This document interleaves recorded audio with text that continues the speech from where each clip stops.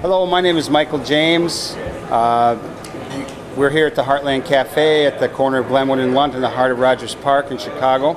I think first I'd like to say what I love about Chicago is I grew up kind of with this melting pot vision of America, and it took me a while to find out that there was an American nightmare too. But what I liked about it was the diversity, you know, the idea that there were lots of different people from different places. And I think that probably Chicago, more than any place on the planet, and within Chicago, Rogers Park, which is this community, has larger concentrations of more diverse racial and ethnic and religious groups than anywhere else. Certainly Rogers Park does compared to the rest of the city, and I think probably the city does in comparison to the rest of the world. We're talking about more Poles than anywhere outside of Warsaw, more Greeks than anywhere outside of Athens, just large concentrations of Central Americans, big Mexican population, certainly a big African American population, people from Africa, people from the Middle East. It's a wonderful place, Chicago, and Rogers Park is a wonderful community within Rogers Park. We are in the 49th Ward. We are known for independent politics at this end of the city. It's starting to waver as there's a gentrification tendency that's starting to come on. I think that the biggest challenge in our community right now is its desirability. It's right by the lake. It has public transportation. Loyola University is here. The Heartland Cafe is here. And we have a lot of building going on, a lot of conversions to condos. There's a lot of infrastructure improvement going on in the community, a new park, a new school, new field school. I think it'll have a different name. As I said, a new park. That's actually a park district facility up on Howard Street. We have a new library up on Clark Street. We're going to build a new firehouse. And a number of people have been moving into the community in the last 10 years or so because they like the diversity and that the housing was cheap and they could get buildings and condo conversions, that kind of thing.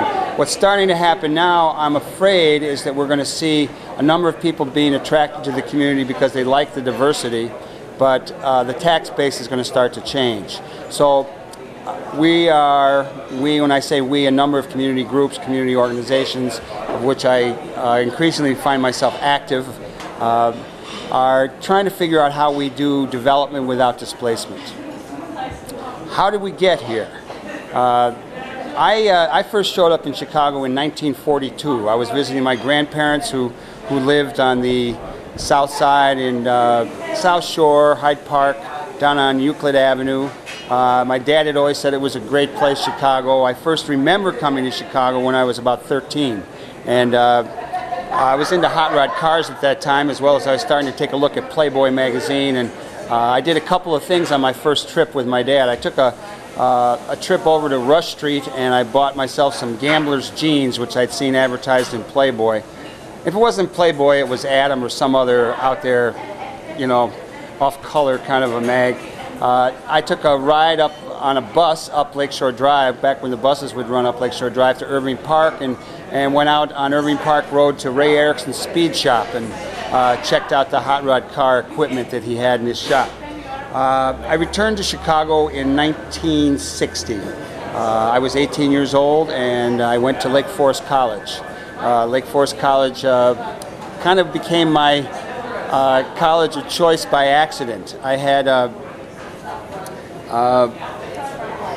had really goofed off in high school, and I didn't want to go to the University of Virginia, where I was on the waiting list, because I was already into civil rights back then. And for those of the younger folks who are paying attention to this tape will know that, or should know that the Montgomery Bus Boycott had taken place with Dr. Martin Luther King, and as a young kid that really captured my imagination. The trip at Lake Forest, I chose Lake Forest actually because my dad said, oh, that's a good place. I used to go to dances up there. And I ended up going there rather than University of Arizona, where I was going to go, because I was in love with a girl named Sue, and she was going to University of Connecticut, and my dad wouldn't let me go there. Connecticut is where I grew up. So Lake Forest was 1,000 miles closer to Connecticut, and that's why I chose it. I had been working in a cannery in Sunnyvale, California, learned a lot of stuff working in the cannery, It was the first time I was in a union. I was in the Teamsters there as a cannery worker. So in 1960, I came back out here and went to Lake Forest College. And Lake Forest is a plush bourgeois suburb to the north. The Bears train there. Used to be the St. Louis Cardinals football team trained there. So we, on the football team, which I played football, as a tackle most of the time, sometimes a guard, a few times a center. We used to get to wear the Cardinals' old equipment in old shirts and hear stories. Lake Forest, and it's just outside of Chicago, had segregated barbershops. So while I was at Lake Forest, we integrated the barbershops. We got to come to Chicago a lot. I remember seeing Norman Thomas and Michael Harrington speak. Norman Thomas had run for president of the Socialist Party ticket and was a famous old guy. Seeing them speak at the University of Chicago. I used to come down and go to the south side into the black neighborhoods to hear blues bands, to hear jazz groups. And eventually I took off and went to Berkeley, University of California, Berkeley. I had a Woodrow Wilson Fellowship, and while I was at Berkeley, I was trying to figure out how you could use conflict theory or people in conflict to use them to bring them together. So as a graduate sociology student at University of California, I was really trying to figure out how you could get black, white, Latin, Asian, American Indian, etc. to get along together, to overthrow the bosses, so to speak. And I found a little piece of paper on the ground, and that piece of paper said, "Build the interracial movement of the poor." I thought it was a gift from the guy. I picked it up, and it was a paper that was put out, a little pamphlet was put out by the Economic Research and Action Projects of an organization called Students for Democratic Society. And SDS became the most prominent, formidable anti-war student-oriented group in the country during the Vietnam War. I ended up going into Oakland, California, trying to build an interracial movement of the poor. But it was really the wrong time for a white guy to be hanging out in a black neighborhood. You had the rise of the Black Power movement and nationalist ideology, and I remember talking to a guy named Stokely Carmichael, who had been head of the Student Nonviolent Coordinating Committee, and I was at the Fillmore Auditorium in San Francisco, where they used to have big rock shows at the Fillmore, and this was a benefit for the Student Nonviolent Coordinating Committee, and there was Richard Pryor, there was the Grateful Dead, Jefferson Airplane, a number of other people, and I told Stokely that I was thinking about either going to work in Newark with Tom Hayden or go to Chicago with Rennie Davis, who later both of them became well known during the Democratic Convention in 1968, at which I was photographed trying to tip over a paddy wagon. So ever since then I've been, whenever they have a Democratic Convention or some kind of anniversary, or they show the big chill on TV, they will pull out this picture of me trying to tip over the paddy wagon. We never got it over. But Stokely said, work with white people. We have plenty of people in the black community. We need some more support in the white community. So I decided to come to Chicago. And after working for a number of months on my final paper at Berkeley, I drove back east with my 1957 Ford convertible, and I showed up in Uptown, which Uptown today is pretty multinational, and there's a real gentrification tendency going on there. But back then, it was like hillbilly Harlem. I mean, it was definitely a large concentration of mostly southern white, rural, pretty poor folks. A number of people who worked pretty steady jobs, as well as what in Marxist terms we used to call the lumpen proletariat. People kind of on the down and out, the lower echelons of the working sector. And while I was there, it was the first time I had really been immersed in the city. Other than a summer, 2 summers earlier, I worked in that same community on a study of southern white migrants for some professors at Notre Dame University, where I got to hang out and learn how to roll cigarettes and make biscuits and gravy and do certain kind of finger picks on the guitar, hanging out under the L at over on Montrose and Kenmore, under the L tracks in the back. Back to 1966, I'm in Uptown again. We had marches on the police station. And this is the same police station that was involved in the Somerdale scandal. I know there's a lot of effort to talk about how improved the police department is all the time, but people have to know that the history has always been filled with some devious activity on the part of a number of policemen. Not all, but some. And the Somerdale police station had been involved in a number of burglaries and fencing of stolen goods, and I think that was around 1959. And the city had brought in Orlando Wilson, who was a criminologist out of the University of California, Berkeley, to clean up the department. I don't know who they're going to bring the next time to clean it up, but that's what happened then. So we're in 1966. We're having marches on the police station, the Somerdale police station. We had rent strikes. We had a number of rent strikes. We had a welfare union. We worked with a lot of young Southern white guys who were kind of up and ready to get into the action, as well as the welfare women. The older white guys, and I'm talking anyone into their 20s and 30s, they were pretty laid back. I mean, they were working their job. They didn't want to take any initiative and leadership. But the young guys and the women certainly took a stand every chance you gave them. By 1968, things were beginning to change. The movement to build a movement in the poor communities to ally with the black civil rights movement was starting to be overshadowed for a while by the war in Vietnam. And in 1968, those of you who have studied history will remember that we had a Democratic convention here in Chicago. I previously alluded to that when I talked about being photographed trying to tip over a paddy wagon.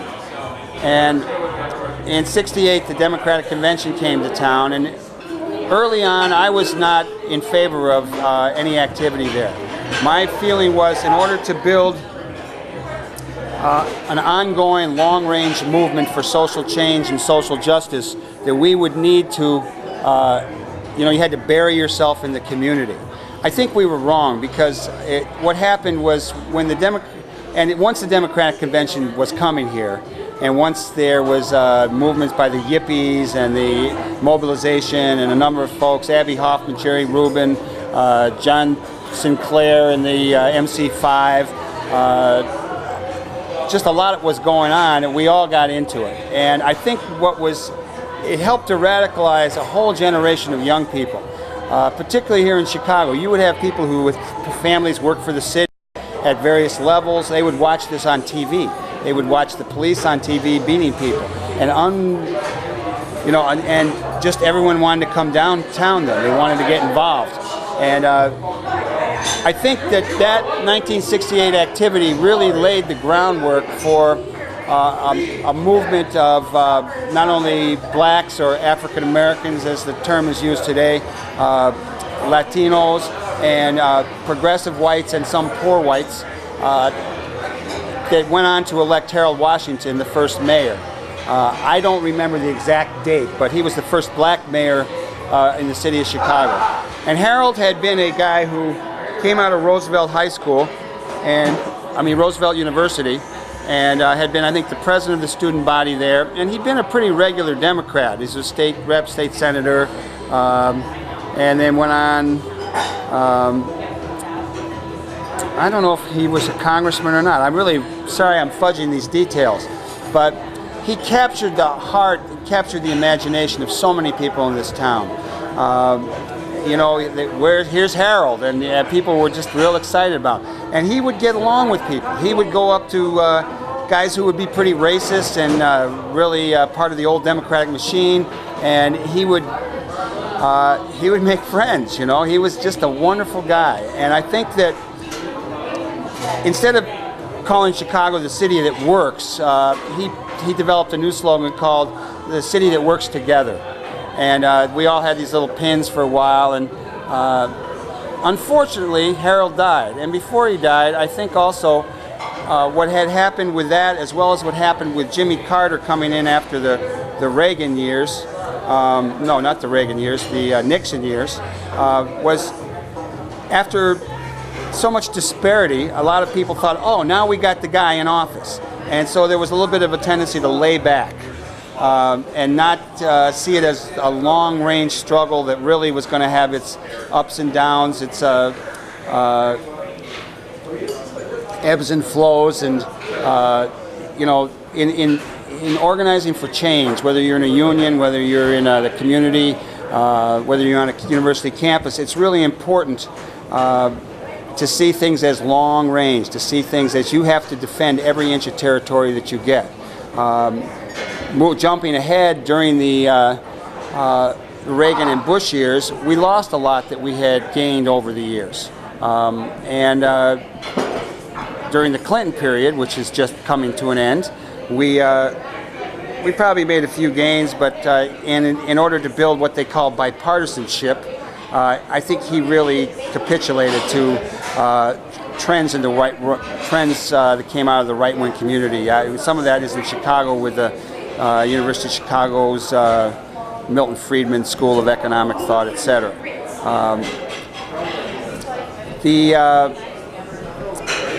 Let me see where we're at here. Okay, we went through 1968. I went on to start a group called Rising Up Angry in 1969. And Rising Up Angry was a real interesting phenomenon. It hasn't gotten a lot of press. There isn't a book written yet. I hope I will, as an entrepreneur with progressive political leanings, I hope I'll be able to make enough bucks at some point to be able to, in my later years, and you know, I'm pushing 59 here, be able to do some serious writing rather than just some short stuff. But Rising Up Angry was an idea that I had to take the work that we had done in Uptown around Join, where we really found that you could work with poor and working white people, and you could make alliances with black and Latinos in this town, and I'm sure that would happen anywhere in the world if people work at it. Rising Up Angry was an attempt to move around the city and to reach white youth, basically what were called greasers at the time. And that is not to be confused with a negative slang word used for those of Mexican or Latino descent. But a greaser was a term that basically, I think on the East Coast in the old days, we used the term hoods or rocks. And it was white working class kids, and they had baggy pants and little pointy toe shoes and A1 stay pressed pants, and they would have bandline shirts, and they would wear black leather, cabretta leather coats, and their hair would be all greased back and slicked back, which mine is today with this hat on. I didn't know I was being interviewed, so my hair is quite a mess, and I won't show it to you. We started going around town playing baseball with people and softball. We would take this band of young radicals that we had, men and women both, mostly white, not completely, and we would go to a park, any park we could find, and we'd say, "Hey, brother, you want to play ball?" And we'd start a game of ball, and we'd try to get them to choose sides where we'd mix up the team, so people from the neighborhood and the group of this radical band of wild revolutionaries to be would play together, and we have to work together, and we'd get even encouraged that women play on these teams. We had some great times, and in the course of playing ball, we would talk about the neighborhood. And one of the things that everybody tended to feel at the time was the oppression of the police department. Now, it's probably, some people might think it's probably these people deserve to be harassed by the police department, because these were mostly young kids, and they wanted to drink, and they were probably not the most upstanding of citizens. But you know, society makes you that way in a lot of ways. It drives you to that position, I think. And we put together an organization that was real serious. We had over 100 members by 1975s, and this was a cadre organization, so not everybody got to be, you couldn't say, I want to join. We had mass organizations or groups that people could get involved in, and we had like a legal committee. We had a free health clinic, the Fritzie Engelstein Free People's Health Center. We bussed people to prisons. We dealt with injustices on campuses, and we put out every 3 weeks we put out a newspaper called Rising Up Angry. And the key to that paper was a section we called Stone Grease Grapevine. And basically what that was, we would go to any park, Kilbourne, Pulaski Park, Brant's Park, you know, anywhere north or south. We would move around town, and we would take pictures of these young kids. giving the fist, giving the peace sign. We would talk a lot about the war in Vietnam. We would talk about the police. We would talk about the Black Panther Party. We would talk about the Young Lords Party. These were organizations in the Black and Latino communities that were on the rise. And we would put this paper out. We would sell the paper on corners. I would stand at Six Corners or at Belmont and Lincoln. I'd say, hey brother, all power to the people, from the lower level to the higher, from the shallower to the deeper, from the one-sided to the many, and from the abstract to the concrete. Power to the people, get your rising up angry here, you know. And we'd sell papers, and everybody had a quota. And I was good at it, so I had a higher quota. Other people did other internal work.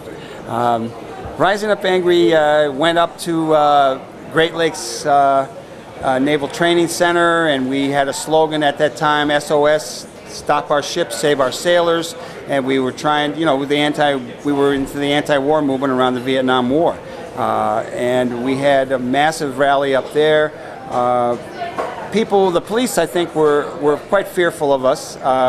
There was a Red Squad cop named Maury Daly who used to try to chase us around, and years later, after I had opened the Heartland Cafe, I got a call, and it was a message from Maury Daly saying, tell him Che Guevara's nephew called. And he had become the head of the TAC unit here in the, I think we're in the 21st. Ooh, I should have it.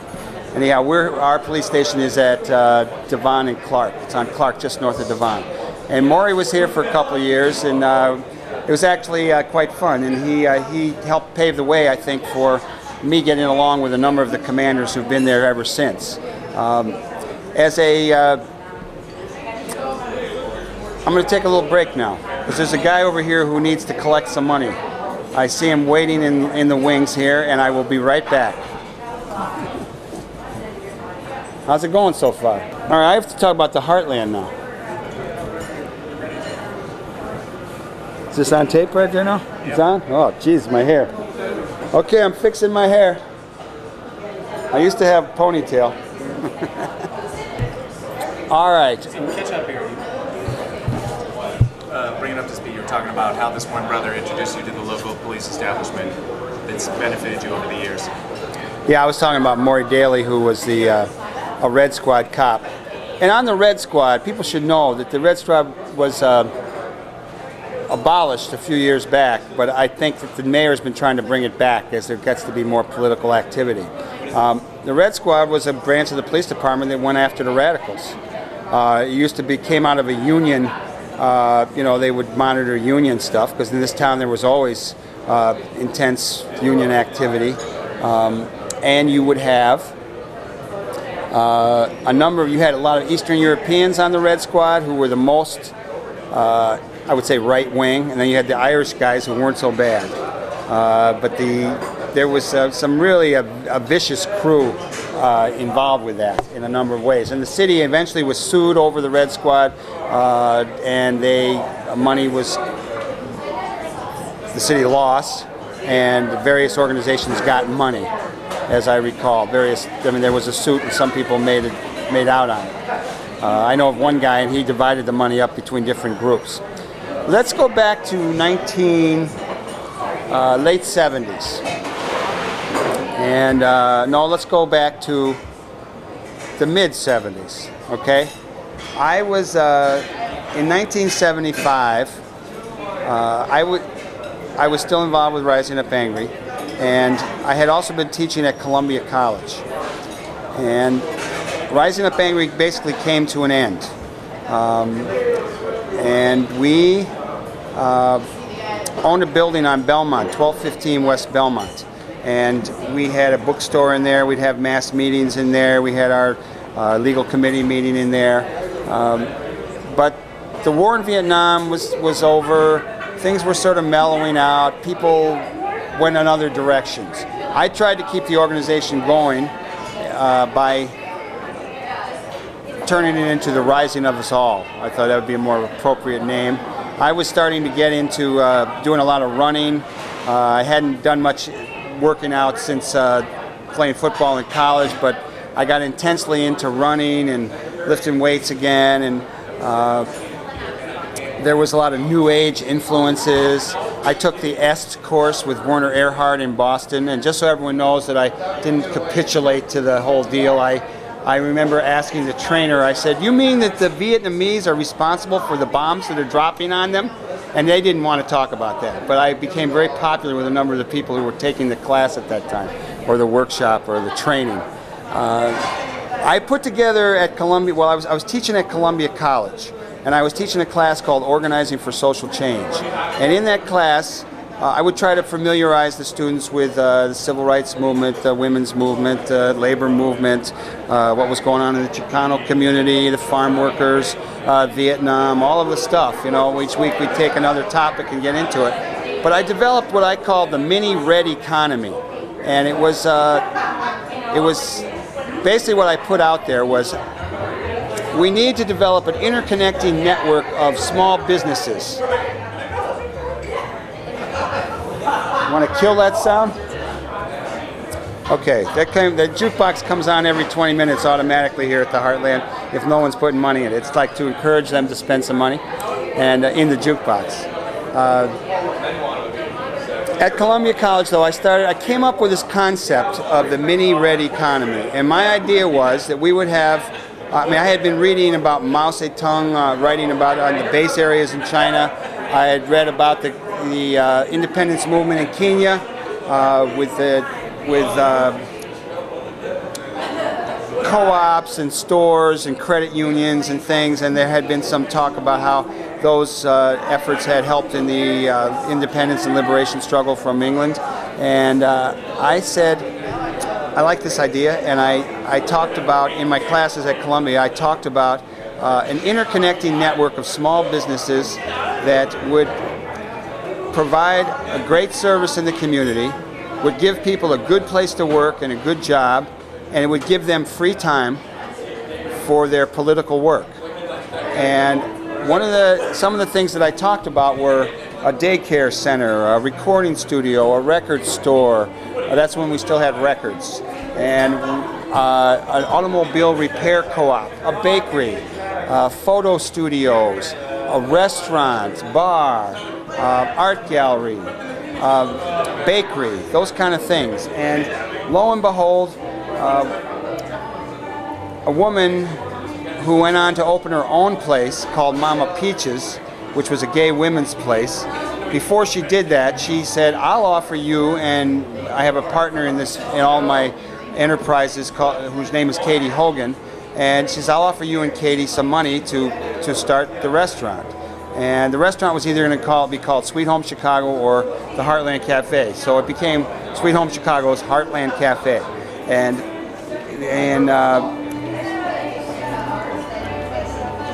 we didn't ever get the money from her, but we decided we were going to go ahead and open a place. And I had tried to get a place on Belmont Avenue, which would have probably been much more lucrative looking back on it, but it probably wouldn't have given us the same freedom to still be politically conscious. We probably would have had to become real serious business people down there.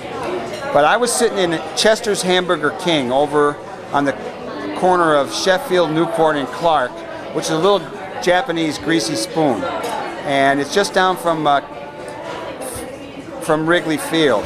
And you would see all kind of people would go into Chester's. I loved Chester's. You would have coaches from the Cubs would go in there, firemen, police officers, drug dealers, various workers, artists. You'd have dancers. You'd have all kind of people would go in there for rice and gravy or breakfast and yakamain and different things that they'd serve, corned beef hash, liver, and I was in the back with a guy named Jack Bornoff. Now, Jack has since moved to California. He's involved in some theater. I think he's involved in some animation stuff. But he was the guy who said to me when I said, they won't rent me this place on Belmont. They want me to pay the fire insurance and blah, blah, blah. He says, "I know a great place. It's called Lackey's Steakhouse. And it's up at the corner of Glenwood and Lunt, which now we call the heart of Rogers Park." And my partner Katie, who had gone to Mundelein before it was usurped, taken over, encompassed by Loyola, she said, "Oh yeah, I used to hang around there all the time." And we came up here in the spring, and lo and behold, there was a big patio, I mean there was a big open sidewalk here on the corner. And in the old days there used to be a grocery store, a butcher store, a fish market, you know, it was all kind of little stuff here on the corner. By the time we got here there was Lackey Steakhouse, had 2 of these storefronts. And then there was the Independent Voters of Illinois, was in the 3rd one over. And there was a TV repair shop in the 4th one. And as I recall it, it was a cloudy day and it had been raining, and all of a sudden the sun came out and there was a rainbow. And it was like another, gift from God's, you know, special message. And I thought, oh, this will be a great place. We'll be able to have people eating outside, all the trains stop here. It's an A-B stop at the Morse Avenue stop, which we call the Morse Lunt L stop. And we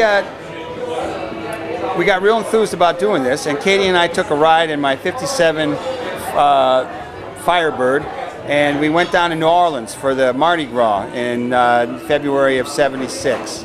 And lo and behold, we were of altered consciousness. I must confess, because that's part of the culture, part of the history. We had altered our consciousness, and we were on a southern oak tree in Audubon Park in New Orleans, and during Mardi Gras in the daytime, in the rain, and we were up on this big southern oak tree. And that's when we shook hands and said, we will do this for 2 years. That was 24 years ago, or 25 almost. So we came back, and on May 1st, 1976, instead of going to whatever demonstration there was downtown to celebrate May Day, which was initiated here in Chicago, and of course during the 50s, under Eisenhower, it became Law Day. It's not like, it's only now starting to come back as a big labor holiday in this country. It is throughout the rest of the world. But on May 1st, '76, my son Jesse, my son David, my former wife Stormy, my partner Katie, my former mother-in-law who still works at the Heartland, Jean, and probably a couple other people, we started tearing this place apart. And we worked on it May, June, July, 3 months. We're working away. People would come by in the neighborhood. When are you going to open? We were macrameing chairs. We were taking up the tile off the floor. We'd get shipment of dry ice to pop these things off. We had little tiny, we didn't have a lot of tools. We had a little 1/4-inch drill with a little wire brush, and we were doing the walls, down to the bare brick, which are since covered up, so we can have these nice white walls for art and photo exhibits. And they'd say, when are you going to open? And we'd say, oh, soon we're going to open. Now, we had marshaled $4,000 from family and friends, and we were also living on that. And it got to be where we didn't have any money left. We had $200 left.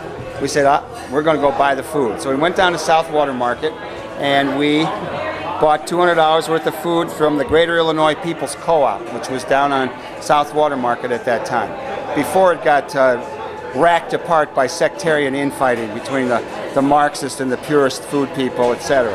And we bought the food, and we opened on August 11th, and it was a Wednesday. And I remember kept coming out and announcing to the people, there were 43 people who ate here that night, and I would say, we'll be ready in a few minutes. We're almost ready. And we had a big piece of paper with all of the specials written on it, all the food we were going to have. And back in the kitchen was my roommate from Uptown days. He probably was still my roommate, Art Sagamaki, whose nickname, and it's a racist nickname, but he liked it, called Chink. And he actually works for Alderman O'Connor. Not the most progressive alderman, but he is our neighbor to the south. And so Art was working in the kitchen. His mom had worked at a Japanese restaurant here in town, and he knew how to cook. This guy could really cook, and we put out the plate. And my first memory of waiting on a table was trying to hide my dirty fingernails. They're pretty clean now, but they were real dirty. We've been working hard on this place, and I was standing there trying to address a well-heeled guy and his daughter, and this fellow, he had a sport jacket on, and he probably was a macrobiotic, a real food purist guy. And I was trying to hide my fingers, but it went okay that night, and we've been open ever since, except for a couple of holidays. We close on Christmas, and we close on Thanksgiving, and we close on the 4th of July if it's not on a weekend. And sometimes we open at night on the 4th of July. We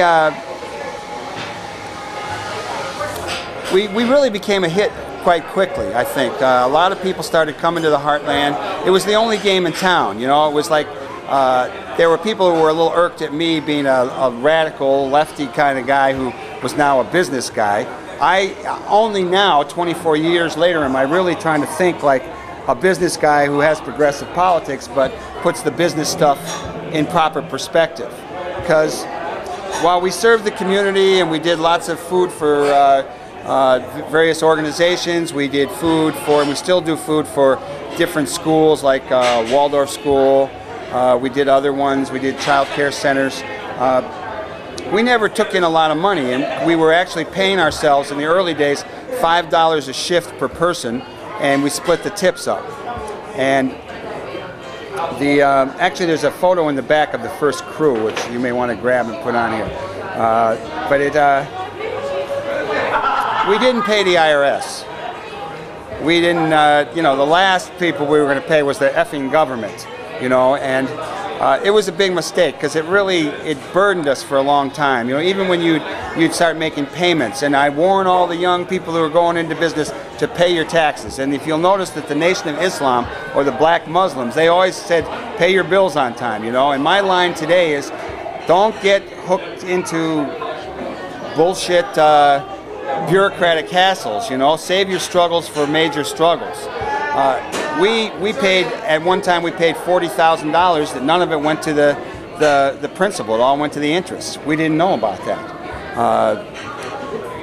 But the Heartland continued to grow. Katie was working at the Urban Studies program, which is kind of in demise now, but it was at the time it had been a really neat program where kids from around the Midwest would come from these small colleges and they would work jobs, intern jobs for various organizations and outfits in town. And we always had an ongoing stream of students coming in here and wanting to work here. A number of people have worked here and gone on into politics, into culture, into writing, gone off to graduate school. It was the kind of place where you could leave and come back to. There was, at that time, early on, we got behind a guy named David Orr, who had been a teacher at Mundelein and Katie's teacher, and we elected him the alderman. He went on to become the mayor when Harold died for a few days, and I think if he hadn't been so concerned with having the support of the black community without there being any divisions, he would be the mayor today. But he deferred to others, and we got Eugene Sawyer, with the help of Mel, jumping up and down on his desk. You know, the Chicago alderman pool continues, you know, back then and today, continues to be some pretty self-serving, avaricious kind of guys, mostly guys. There have always been some good people who stood up, but there have always been people who were basically greasing their own palms and lining their pockets. I think that remains a challenge today, and hopefully if people are looking at this 100 years from now and flying around in cool little spaceships, you know, kind of like your individual iMac, but on a bigger level, you know, you would be able to, I hope things have progressed and that you no longer have just greedy politicians. And I'm saying this a few days after George Bush Jr., whatever his name is, the shrub we call him, has been named the president. And if you want to talk about a stolen election and some really low-level stuff, this was one.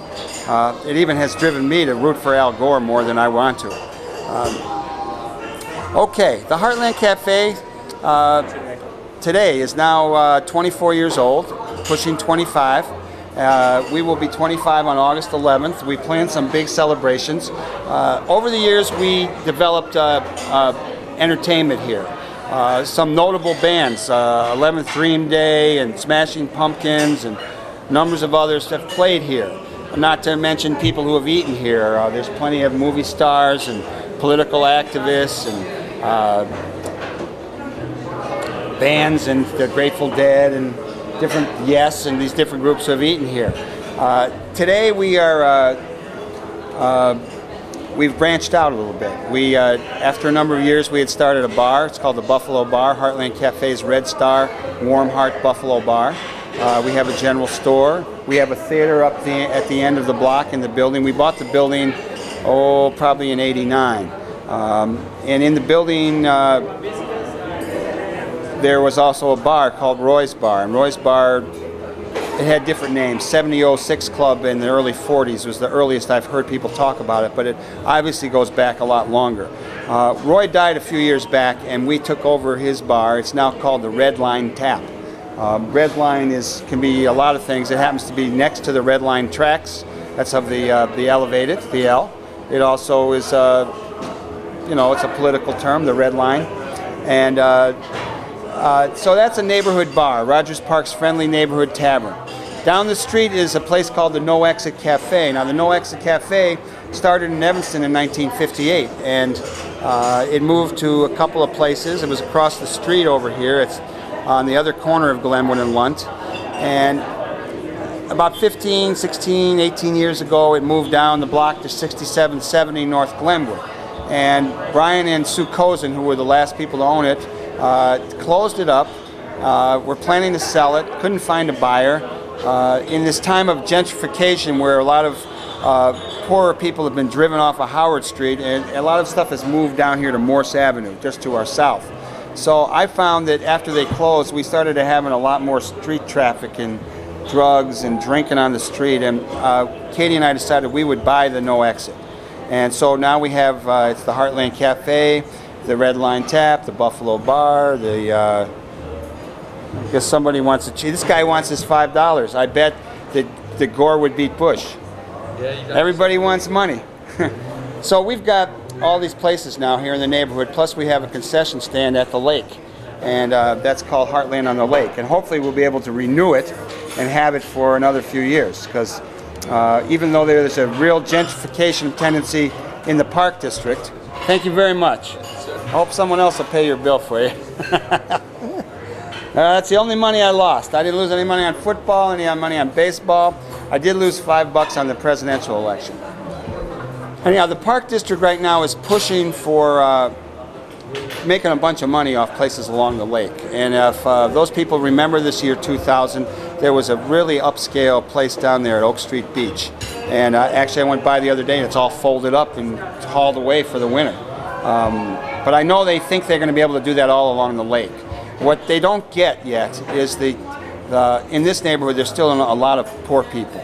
If you go to the wonderful Loyola Park over here in our neighborhood, it's just filled with kids who come from low-income backgrounds and in a great basketball and baseball programs and other activities. So being a businessman over at the lake is, we can certainly see the potential for a more upscale trend in the neighborhood, but in reality you get handfuls of kids coming by with whole bunches of kids with handfuls of pennies and stuff saying, what can I get for this? I sincerely hope that the Heartland is around for a number of more years. My plan, I have a lot of kids. I have actually 5 blood kids and 3 step kids, ranging in age from 6 to 38 maybe. Some of them, 3 of them were Stormy's kids. One is my daughter Koya with a woman named Leslie who lives on the East Coast, and then my current and lovely wife Paige James. We have 3 kids. There's Katie and Lake, Jack Henry James who's 6, Hal Coltrane James who is 9, and Casey Blue James who's 11. So I've got 3 of them at home. Hopefully some of the kids will want to get involved in this thing. I don't know. They've all got careers. My son Jesse is now kind of a hotshot high-end gift salesman in New York who says, oh Dad, yeah, I'm still political and I'll do something sooner or later. My daughter Koya is an actress in town and a rape crisis counselor with the YWCA, and actually did a performance last night at Victory Gardens with her new Latina-based theatrical company, which I didn't go to because it was snowing again. But all the little kids say they want to be involved with the Heartland. I don't know how it's going to come down. but I don't see it going anywhere. I mean, we're out of debt with the IRS. We're trying to clean up our stuff with the Illinois Department of Revenue from the old days, and I don't think I'll be able to get out of here. I'm definitely the kind of guy like the Sioux Indian guy who puts his spear in the ground, and this is it. I'm going to stick here. This is my turf. So I'm active in a number of organizations in the community. I work with the alderman pretty closely on his zoning committee and on his various task forces for Morris and Clark. And I think that we are, as I started out saying, we want to be able to do development without displacement. And that's going to be a battle. One of the other things I'd like to share with you is a thing we have called, you have to write it. They want money. Mickey's Lennon wants money. One of the other things that I'd like to share is a group called Athletes United for Peace, which I am basically the Midwestern guy. Athletes United for Peace started during the boycott of the Moscow Olympics by President Carter. And as much as I like President Carter, and his son has been in here, and I remember seeing him really up close when I was down in Nicaragua during the elections in '91 or '90.